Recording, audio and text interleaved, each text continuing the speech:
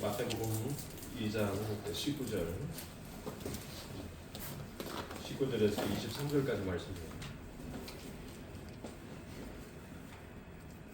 마태복음 2장 19절에서 23절 말씀 우리 다 같이 합독하겠습니다. 시작. 헤롯이 죽은 후에 주의 사자가 애굽에서 요셉에게 현몽하여 이르되 일어나 아기와 그의 어머니를 데리고 이스라엘 땅으로 가라.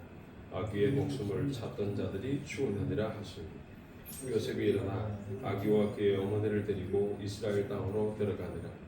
그러나 아킬라오가 그의 아버지 헤롯을 이어 유대의 임금됨을 듣고 거기로 가기를 무서워하더니 꿈에 지시하심을 받아 갈릴리 지방으로 떠나가 나사렛이라는 동네에 가서 사니 이는 선지자로 하신 말씀에 나사렛 사람이라 칭하리라 하심을 이루려 함이라. 아멘. 마태복음 자체는 유대인들을 위해 쓰였다. 그렇죠?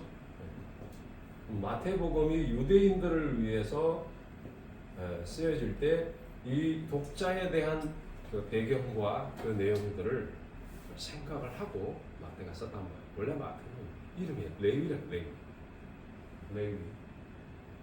레위고 세리고 그래서 그런 사람이 이제 마태라는 이름을 갖고 있는데 이 레위라 그러면은 이제 르시 레유가 되니까 르시 셋째 아들이죠. 레스 레. 그러니까 셋째 아들이 이제 레위 지파가 하나님 앞에 부름을 받아서 제사장으로서의 그 전체적인 일들을 감당합니다. 성전에 관련된 일들, 예배와 관련된 일들, 이런 모든, 그러니까 말씀과 관련된 이런 모든 일들을 다 감당하죠. 근데 마태복음을 기록해둔 마태가 세리이면서 레위인의 세리인 것을 보면 그 시대의 상을 단적으로 보여주죠. 말씀 사역자가 오늘날 똑같죠. 먹고 살기 힘드니까 이제 세상에 나가서 일을 할 수밖에 없는 구조. 그거를 뭐 좋다 나쁘다 말을 할 수 없는 거지만 그런 현실적인 부분들이 있었음에도 불구하고 주님이 그를 제자로 부르시니까 모든 것을 버리고 주님을 쫓았단 말이에요. 주님을 쫓으면서 예수님을 제자가 되면서 주님에 대한 생각이 바뀌기 시작합니다. 그런 부분들이 본인 자신이 레위의 후손으로서 나름 이제 그런 내용들을 어떤 전통적인 신앙의 내용들을 갖고 있었다고 볼 수 있어요. 그런데 이것이 예수님을 통해서 누구신가 이 부분들을 통하여 마태의 이 생각이 바뀌기 시작합니다. 그래서 이제 마태는 마태복음을 쓰면서 유대인들에게 어떤 관점으로 쓸까 나름 설정을 했다라고 보는 겁니다. 근데 이거를 저는 읽어나가면서 확인할 수 있는 게 여러분들도 공감하겠지만 그냥 된 것이 아니다. 이게 모티브가 있어요. 이 모티브가 이스라엘이 동기 어떤 배경. 이것은 이스라엘이 혹은 야곱이라고 말을 하잖아요. 이스라엘이 애굽으로 내려가고 애굽에서 출애굽을 하고 광야로 가서 있다가 다시 광야로 돌아왔지만 40년을 보내고 그런 다음에 가나안으로. 그러면 가나안 땅으로 들어갔다고 해서 안식이 주어졌느냐? 안식이 안 주어졌다고 그랬죠. 가나안 땅에서 안식이 주어지질 않았다. 모세가 안식을 준 것도 아니고 그 다음에 여호수아가 준 것도 아니고 여호수아는 예수라는 뜻이에요. 이름이. 그 다음에 이제 다윗이 준 것도 아니고 그러면 여기에서는 이제 히브리서의 관점은 뭐냐 하면 진짜로 안식을 주신 이는 누구냐 할 때 예수입니다. 예수 그리스도가 안식을 줬다 하는 측면에서 성경 전체의 흐름을 벌써 이제 구약부터 시작해가지고 이제 그 적어도 공동서신 아니에요. 히브리서는 공동서신이라고 말을 하는데 공동서신이 아니라 사도 바울이 썼단 말이에요. 여기까지는 이 내용들이 흘러가고 있어요. 예수 그리스도의 그 집중되는 이런 흐름을 이제 알고서 여러분들이 보셔야 될 겁니다. 그러면 마태복음을 기록할 때 1장에서는 1장은 계보가 나와요. 1장에 계보가 나오고 2장으로 들어가면은 이제 동방 박사들이 방문을 해요. 그 다음에 2장의 마지막 쪽으로 가면 여기에 동방 박사가 와서 일련의 사건들이 벌어집니다. 두 가지. 하나는 유대인의 왕으로 났습니까? 어디? 진짜 왕이 누구냐? 눈에 보이는 헤롯이냐? 아켈라오냐? 아니다. 진짜 왕은 너희들의 참 왕은 유대인의 참 왕은 하나님이다. 이거를 동방 박사를 통해서 아주 거대한 충격을 주는 거죠. 아주 뭐 그냥 몽둥이를 한 대 맞은 듯한 느낌. 잠자고 있는 유대인들을 깨는 거죠. 유대인의 왕이에요.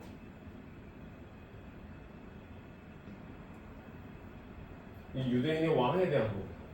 그 다음에 유대인의 왕에 대한 부분들 가운데 못마땅하니까 결국은 이로 인해서 유아 학살 사건입니다.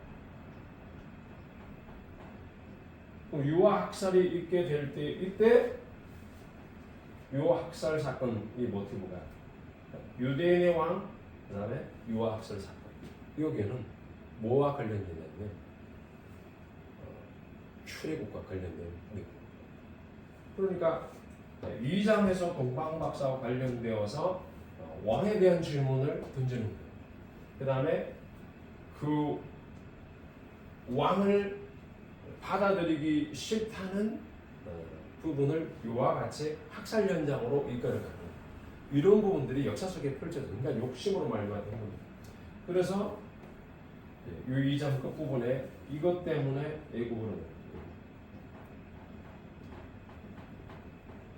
애국으로 피신합니다. 이때 이제 출애굽에 보면 모세가 태어날 그 시기에 당시에 이제 요셉이 알지 못하는 새로운 왕이 일어나죠. 요셉이 알지 못하는 새로운 파라오가 일어나니까 이 파라오를 통해서 번성해가는 이스라엘인들을 억압하기 위한 정책을 써요. 그 중에 하나가 여자들은 살려놓고 남아들은 다 죽이는 방식이죠. 근데 이 모티브를 마태는 그대로 가져와가지고 애국으로 내려가는 것들을 마태는 어떻게 해석을 하냐면 예수님 한 분으로 인한 이 역사적 사건, 우주적 사건, 이 영적 사건이 그냥 일어난 게 아니고 이미 너희들의 조상 아브라함과 다윗의 조상으로부터 시작된 아브라함, 그 다음 다윗, 이 주어진 언약을 회복시키는 일들을 마태가 하고 있는. 그러니까 이제 위의 역사 속에서 이제 우리 조상들은 이런 삶을 살았다.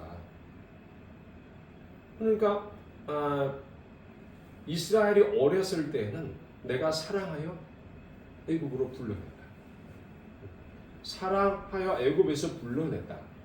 이 말은 출애굽의 의미도 있지만 동시에 사랑하기 때문에 애굽으로 불러들여서 키운다. 이 두 가지가 동시에 같이 있는 거거든요. 근데 이런 사고가 어떻게 일어나냐? 마태가 예수님을 따라다니면서 배웠던 겁니다. 예수님이 가르쳐준 그 모든 말씀을 근거로 해서 이 예수님이 왕이시다. 아브라함이 말했고 다윗이 우리가 좋아하는 우리 인류의 그러니까 유대의 어떤 시조 처음 나라를 세운 아버지 그리고 그 왕정 국가를 건실하게 세우고 튼튼하게 세웠던 통일 국가를 이루었던 다윗. 그러니까 이 두 선조들이 갖고 있었던 이 언약의 핵심이 예수님이다. 즉 예수님이 하나님이시다. 요거를 마태는 가르치고 싶은 복음에 담아서. 예수님이 하나님이신데 너희들은 예수님을 안 받아들이고 십자가에 못 박혀 죽게 했다. 이제 이 이야기예요. 그러니까 회개하고 돌아오면 살고, 회개하고 돌아오지 않으면, 안 회개하지 않고 그냥 그대로 있으면 너희들은 지옥이다. 이게 분명하게 정해진 이 부분들을 제시하는 거예요. 그래서 이제 여러분들이 이제 여기 보면은 그 19절에 이스라엘 땅으로 다시 돌아가라 하는 말씀이 21절로 이어지죠.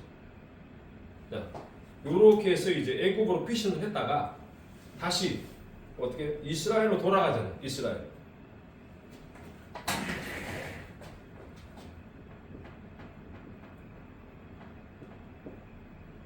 이스라엘 땅이라는 게 뭐냐? 바로 가나안 땅이다. 그죠? 여기 오랫동안 살고 있었지만은 북쪽 이스라엘이 586년인가 망하고 722년에 남쪽 유다가 망하는 이런 주님 오시기 전에 벌어진 이런 모든 상황들을 한 땅이 다 안고 있는 거예요. 그러니까 뭐 지정학적 위치니 뭐 정치적 입지니 뭐 이런 것이 중요한 게 아니고 그것의 이면에 있는 내용들, 하나님이 역사를 어떻게 일으켜 가고 있는가 하는 부분들이 뭐에 모티프를 두고 있느냐? 바로 출애굽 상황과 관련입니다. 애국으로 피신을 했는데, 애국으로 피신했는데 그 다음에 다시 이스라엘 땅으로 돌아가라. 요구를 애국으로 피신할 때는 누아 학살 사건과 관련 있는 것들로 연결돼서 가지만 사실은 애국으로 피신할 때는 이게 야곱이 요셉 때문에 애국에 내려가요. 그렇죠? 그 다음에 애국에 내려가서 여기에서 장정 70명이 내려갔는데 후에 60만이 나와요. 엄청난 번성을 하는 거예요. 이런 시기에 애국으로 피신하는 이 내용들을 갖고 예레미야는 호세아는 어떤 생각을 갖고 있는가 하는 부분들이 이제 중요합니다. 여기에 이제 관련된 구절들이 말씀을 하고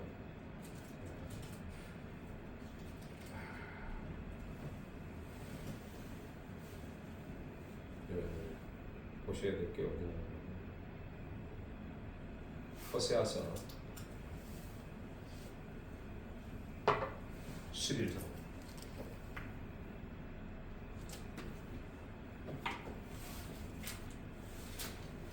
호세아 11장 1절하고 이스라엘이 어렸을 때 내가 사랑하여 네 아들을 애굽에서 불러내고는 이스라엘이 어렸을 때에 내가 사랑하여 이스라엘이 왜 어려워? 네? 이스라엘이 어렸을 때 사랑하여 내 아들을 애굽에서 불러내었다. 이 말은 지금 이제 그 호세아 시점으로 봤을 때는 어느 시점이에요? 호세아 시점은 지금 현재 이제 북쪽 이스라엘 쪽에서 활동을 했잖아요, 신사에.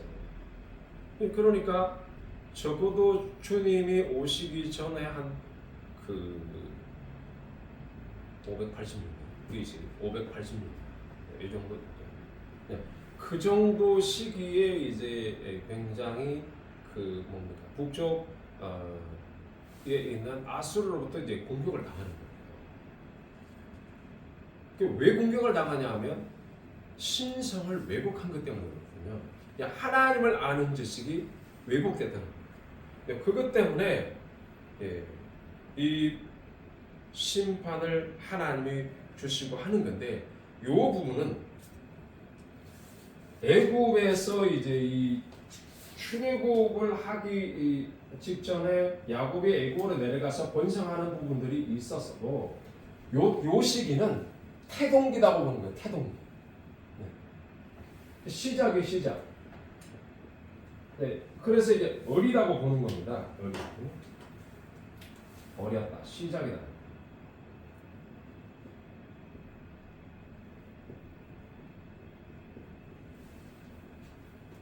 그래서 이제 불러서 가나안 땅으로 같이 이렇게 왔죠.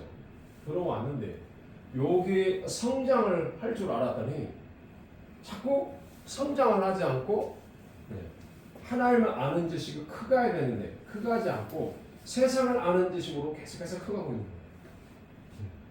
마이너스 성장을 하는 거예요. 하늘을 향하여 크가는 게 아니고 세상을 향하여 자꾸 크가고 있으니까 어렸을 때라고 말했을 때는 그때 처음 불러냈던 신앙의 순수함을 의미해요. 근데 신앙이 순수하지만 세월이 지나면서 점점 타락해 간다. 그러면 어렸을 때 불러냈을 때 어떻게 했냐? 선자들을 통해서 계속해서 불러다. 밑에 그렇게 나옵니다. 부를수록 점점 멀리 했다. 하나님께로 오면 산다 그렇게 말을 하는데도 불구하고 계속해서 도망가요. 그러니까 어디로 도망갈까요? 우상 앞에 분양합니다. 우상이란 신성의 왜곡에서 이 문제를 해결하기 위해서 우리 주님이 이제 오실 수밖에 없는 그런 상황이 계시 속에 다 있지만 유학살 사건을 통해서 예수님이 애국으로 예수께서 애국으로 내려가는 상황을 호세아서 11장 1절에 있는 말씀을 통해서 어릴 때 야곱이 어릴 때 내 아들을 내가 애굽에서 불러냈다는 이 말씀으로 왜 마태가 땡겨오느냐 이걸 왜 땡겨오느냐 누구를 의식하고 있냐 유대인들을 의식하고 너희들의 선조들이 이러한 삶을 살았다. 예수님이 지금 피신해서 애국으로 내려가는 이 상황들을 한번 봐봐라. 왜 내려가니?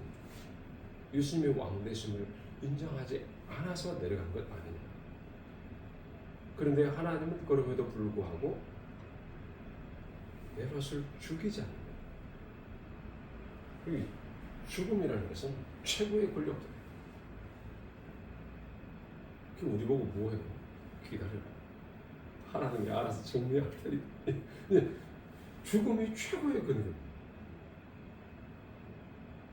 아켈라오가 아니 헤롯이 아무리 떠들어대고 뭐 왕질을 해도 하나님이 때가 되면 알아서 데리고 가버린다는 거예요. 누가 크냐는 거지. 누가 왕이냐는 거예요. 그 유대인들 생각할 때는 눈에 보이는 왕이 왕이라고 생각할 거 아닙니까? 자연적 상황. 근데 아니다. 예수님을 믿어보면 그게 아니야. 영적인 눈이 뜨게 되어 있어요. 이 땅은 영적인 것보다 섞여 있다. 그 이야기라는 거예요. 그러니까 왕이 있는 보이는 왕 이면에 보이지 않는 왕이 있다. 이 왕을 존재케 하는 근원적인 왕이 그 왕으로 돌아오라 라고 그러는데 너희들이 하는 일은 핍박하고 죽이는 것밖에 하지 않는 거예요. 유대인들의 결국은 이 뉘앙스는 끝까지 가잖아요. 가서 그 빌라도 총독 앞에서 예수님을 십자가에 못 박게 하는 일들까지 가게 되는 거예요. 그건 뭐 처음부터 끝까지 너희들은 예수님을 왕으로 인정하지 않았어. 이 왕으로 인정하지 않았다는 의미는 너희들이 알고 있는 그 하나님을 인정하지 않았다는 거고 그 하나님이 바로 예수님이시라는 거야 라고 이야기를 하는 거예요. 그래서 이거를 모티프를 최고의 모티프를 갖고 오는 거예요. 보세요.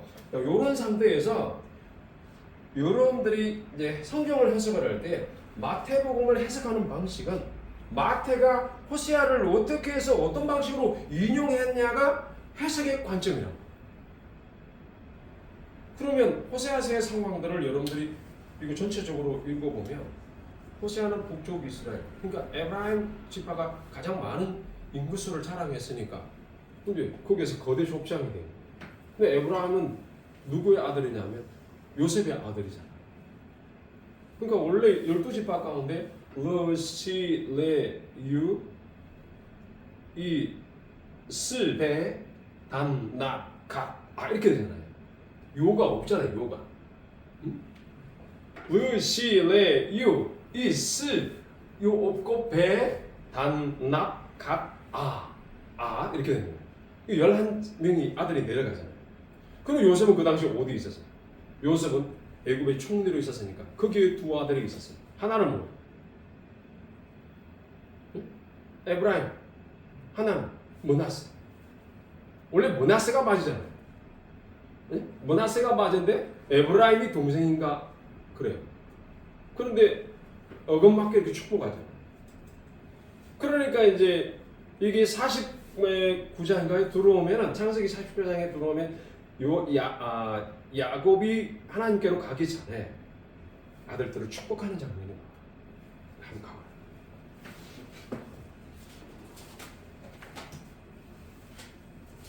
창세기 49장. 내가 기억하기로는 49장.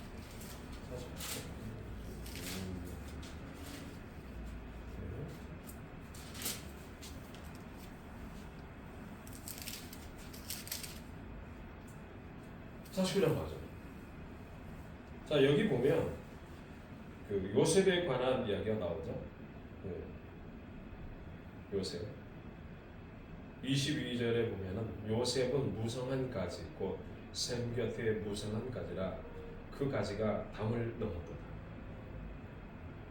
요셉이 무성한 가지가 된 것은 담을 넘었다는 건 물론 이제 그 애굽으로 내려가서 그 가족들을 살려낸 것 이런 것도 포함되고 있습니다. 그러나 그 위에 보면 에브라임 지파가 강성하거든요.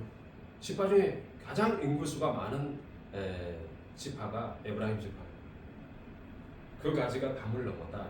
이 말은 뭐냐 하면 그 전체적인 나머지 9지파들을 통솔한다는 거. 북쪽 10지파 중에서. 그러니까 그쪽 수도가 사마리아가 되는 거잖아요. 활 쏘는 자가 그를 학대하며 적개심을 가지고 그를 쏘았으나 요셉의 발은 오히려 굳세고 그의 팔은 힘이 있으니 이는 야곱의 전능자 이스라엘의 반석인 목자의 손을 힘입어 내 아버지 하나님께로 말미암나니 그가 너를 도우실 것이요 전능자로 말미암나니 그가 내게 복을 주실 것이다. 위로 하늘의 복과 아래로 깊은 샘의 복과 젖먹이는 복과 태의 복이로다. 내 아버지의 축복이 내 선조의 축복보다 더 나아서 영원한 산이 한없음같이 이 축복이 요셉의 머리로 돌아오며 그 형제 중 뛰어난 자의 점수리로 돌아오리라. 요셉이 이런 축복을 많이 받아요. 그렇죠?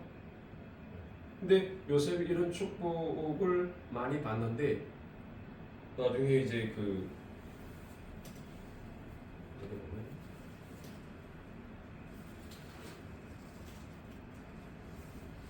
48장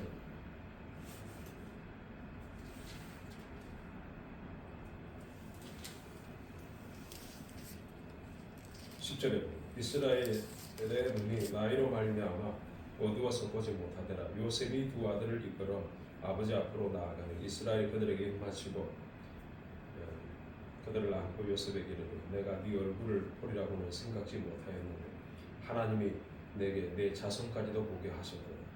요셉이 아버지의 무릎 사이에서 두 아들을 물러나게 땅에 엎드려 절하니 오른손으로 에브라임 이스라엘의 왼손을 향하게 하고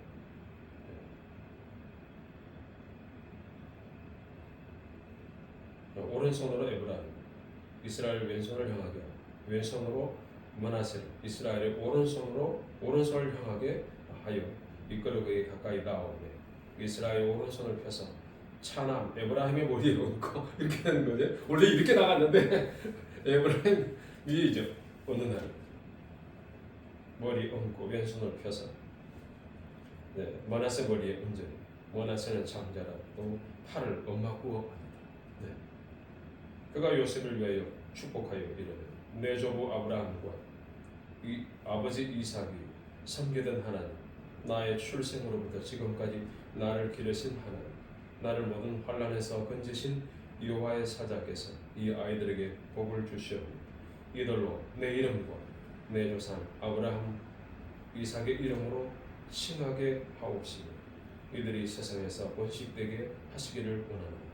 요셉이 그 아버지가 오른손을 에브라임 머리에 얹은 것을 보고 기뻐하지 아니하여 아버지의 손을 들어 에브라임의 머리에서 므낫세의 머리로 옮기고자 하여 그의 아버지에게 이르되 아버지여 그리 마옵소서 이는 장자이니 오른손을 그의 머리에 얹으소서 하였으나 그의 아버지가 허락하지 아니하며 이르되 나도 안다 내 아들아 나도 안다 그도 한 족속이 되며 그도 크게 되려니와 그의 아우가 그보다 큰 자가 되고 그의 자손이 여러 민족을 이루리라 하고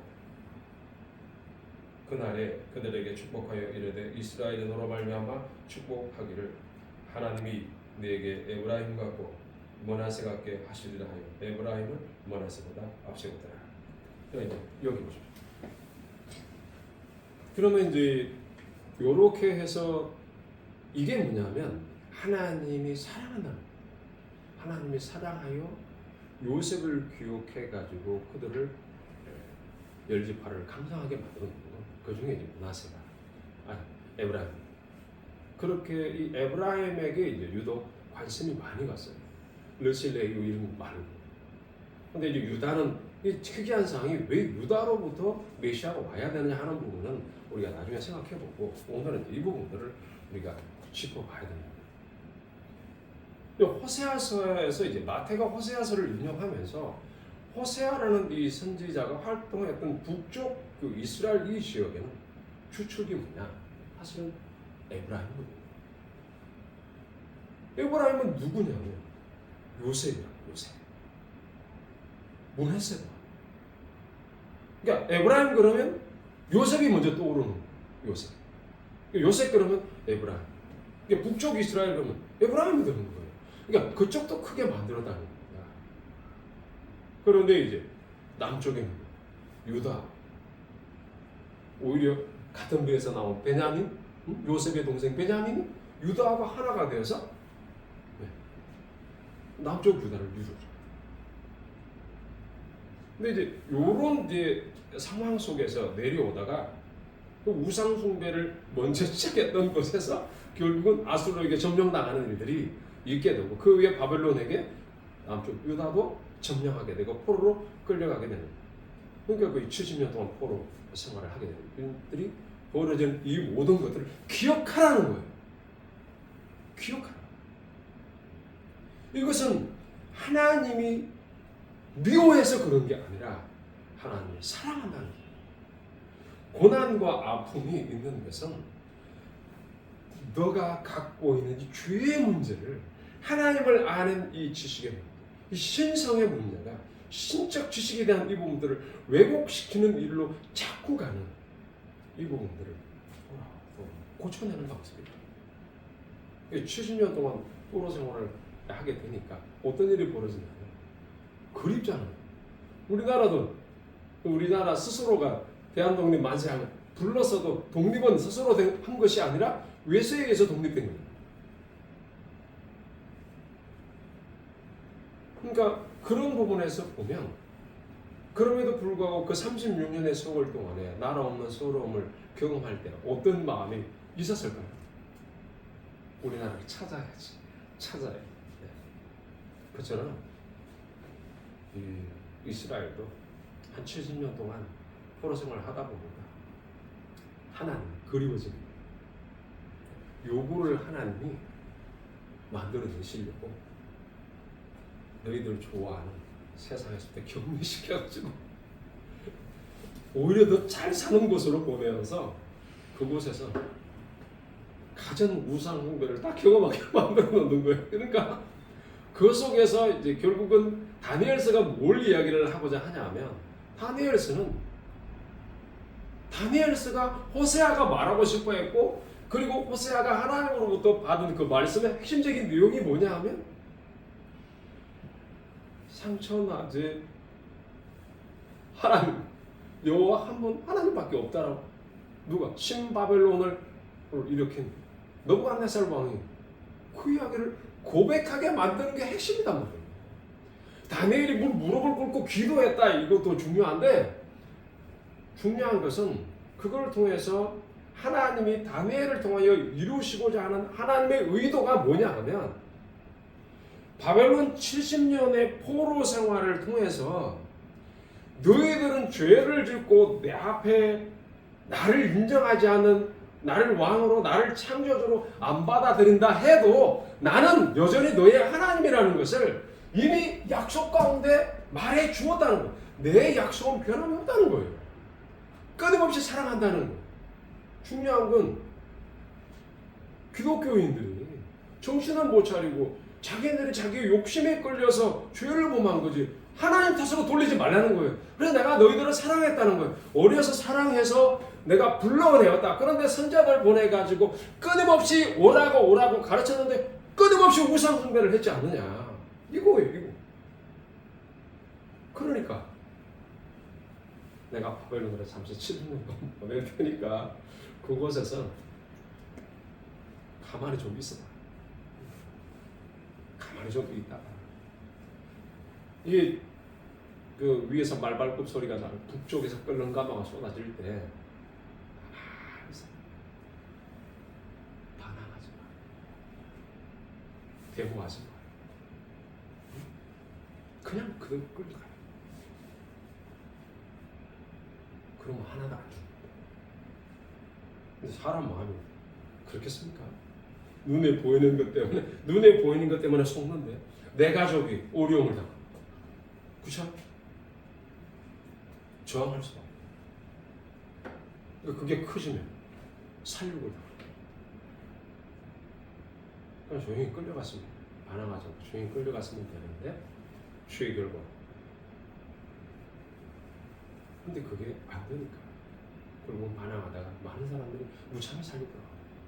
개처럼 끌려. 왜 이런 비참함이 왜 오느냐? 하나님의 말씀을 어긴 것에 대한 결과다. 그래서 끌렸거든요.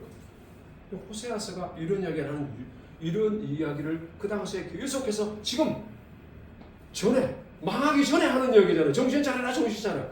선지자들을 계속 호세아까지 계속해서 보낸 거예요. 이사야도 계속 보내고, 그 다음에 예레미야도 계속 보내는데도 불구하고 정신을 안 차리니까 결국은 하박국, 말라기까지. 예수님이 오셔야 되나요? 그러면 이러한 호세아서의 모든 상황들을, 예레미야도 마찬가지입니다. 예레미야서에 일어나는 모든 상황들을, 예레미야 31장에 나오는 이 모든 상황들, 그때 사건을, 그리고 그때 시대적 배경과, 그리고 호세아서에서 나타나는 이 11장 1절의 배경과 시대적 상황, 이 모든 것들이 어디로 모아지냐면 예수님이 애굽으로 내려간 것과 다시 애굽에서 이스라엘 땅으로 돌아가는 이 내용과 연결이 된단 말이에요. 그러니까 이스라엘이 애굽에 들어갔던 이 내용, 그 선조들이 있었던 이, 그 다음에 가나안 땅으로 들어가서도 그 선조들의 이야기를 하는 것, 그리고 가나안 땅에 들어와서 완전히 속국이 되고 지금 로마 시대 때 그 상황이 있을 때도 역시 똑같이 애굽의 상황들을 그리면서 모티프로 지금 이야기하고 있는 게 이야기다. 그럼 여러분들이 성경을 볼 때 예레미야서를 해석해낼 때나 호세아서를 해석해낼 때는 뭘로 풀어야 된다? 예수님으로 풀어야 되는 거예요. 예수님으로. 예수님이 왜 애굽 땅으로 유아학살 사건으로 가게 되는 이 상황들이 발생했는가가 모세와 관련이 있고, 그리고 이스라엘의 융성함과 관련이 있고, 그리고 파라오의 핍박과 관련된 이 모든 것들이 헤롯의 핍박과 관련된 다 하나로 연결되어 있다는 거예요. 근데 이 연결이, 모든 사건의 연결이 예수님에게로 연결된단 말이에요. 예수님에게로. 예수 그리스도. 그러면 이제 예수님을 딱 보고 예수님이 하시는 말씀과 예수님이 가르치는 내용과 유대인들을 상대로 해서 이야기하는 그 말씀하신 것과, 그리고 정치 지도자들을 향해서 하신 말씀하고, 그리고 종교 지도자들과 대화를 하는 이 내용 속에서 주님이 무엇을 드러내고자 하는가에 대한 부분들을 여러분이 찾아냅니다. 이제 이게 딱 끝나고 나면 그 다음 뭐가 나와요? 2장 이제 이게 딱 끝나죠. 2장 딱 끝나고 나면 3장에 유대 광야. 유대 광야는 이제 하나는 세례 요한, 하나는 예수. 자, 광야가 나와요. 광야. 예수님은 사자입니다. 이게 오버랩됩니다. 이게 같이 겹치는 거예요. 세례를 받으시고 동시에 광야에서 시험 받으시고 유대 광야란 말이에요. 그럼 이 유대 광야가 왜 나와요?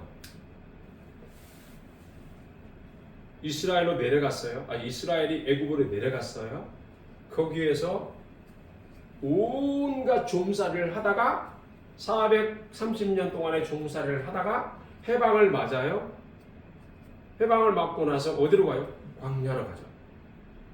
그러면 이 광야로 간 이 상황이 예수님이 광야에서 시험 받는 거하고 똑같은 상황이란 말이에요.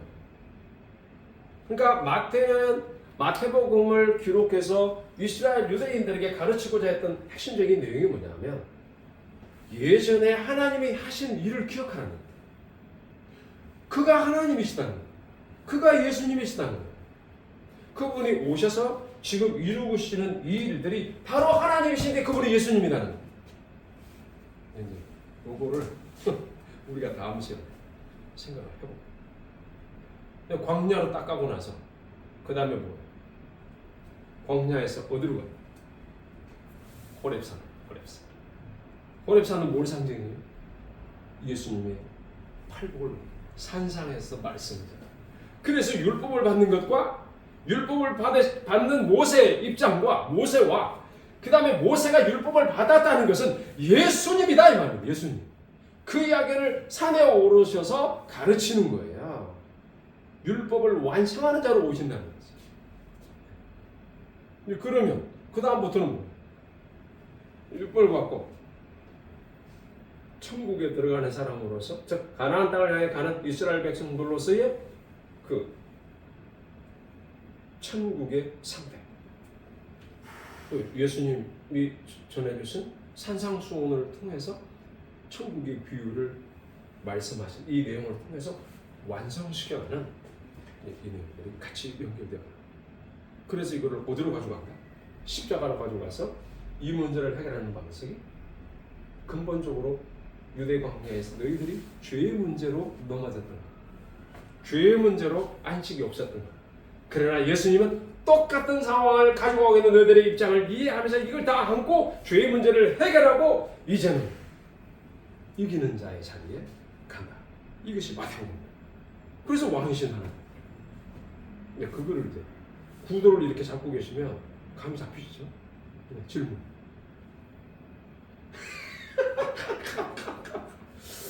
네. 할렐루야. 기도합시다. 주님.